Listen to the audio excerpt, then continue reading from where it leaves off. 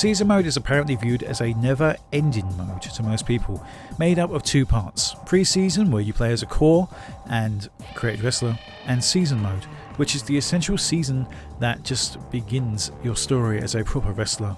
After choosing who you'd like to enter the match as, there is a few random cutscenes that play out. These can range from old Stone Cold on the ramp calling out Mankind, or backstage interactions and jumping from one wrestler to another. Literally none of these are catered to the wrestler that is listed. These are all 100% canned animations that play out, decided by people's roster placement or stable they're associated with, and overall popularity. 𝓕𝖆𝖞𝓓𝑗 can be seen walking into the arena at SummerSlam, beating the Godfather, foreshadowing their future right to censor union. But on the match card, Val competes in a three-way dance for the European Championship that doesn't even involve the Godfather in any way. The next night on Raw, 𝓕𝖆𝖞𝓓𝓐𝓗, who is on the 𝓕𝓐𝓲𝓽𝓭, is calling out X-Pac. Will this lead to the match between the two? Who knows what will happen next? Turns out it's nothing, as the match isn't booked for this show at all.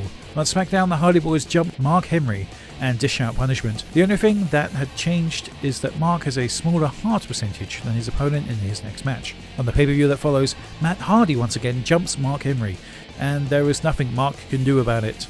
The match that follows has Mark with incredibly low health, which honestly is super harsh and unfair. Imagine getting jumped before your match and that's it. Can't do anything about it. Forced to fight your next match with literally no health. At WrestleMania, we see the New Age Outlaws talking, but whoever wrote the caption to this is forced to wonder what they're talking about, instead of just describing what's actually taking place. After losing to the Dudley Boys, Matt Hardy is seen backstage complaining about Jeff, his partner. It's a very quick season mode that just keeps moving from show to show to show, and if you're into that, that's cool. I think definitely I found this engrossing in 2000. Compared to the stories that came before, it really does depend on what you're into. Some may enjoy the quick and to the point Aki style of challenging for a title directly instead of having to grind through win after win, building your way up the card, but as wish fulfillment, I do enjoy this quite a bit. There's also a stat page that shows your win-loss and everyone's overall points.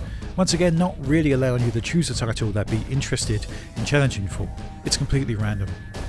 The biggest disappointment with season mode is the complete lack of model of the WWF Championship or any of the titles found in this game. There's none present of these whatsoever, other than just having them listed on a wrestler's nameplate when they start a match, and the completely random nature of this title tends to lead to wrestlers winning multiple titles entering a match without any, just having one listed on their nameplate. I understand that multiple championship entrances would basically be introduced in 2011 with that year's SmackDown vs Raw, then reintroduced in 2K24, but nonetheless, Aki titles, WCW Mayhem and a lot of other titles include actual physical championship belts when you win or lose one.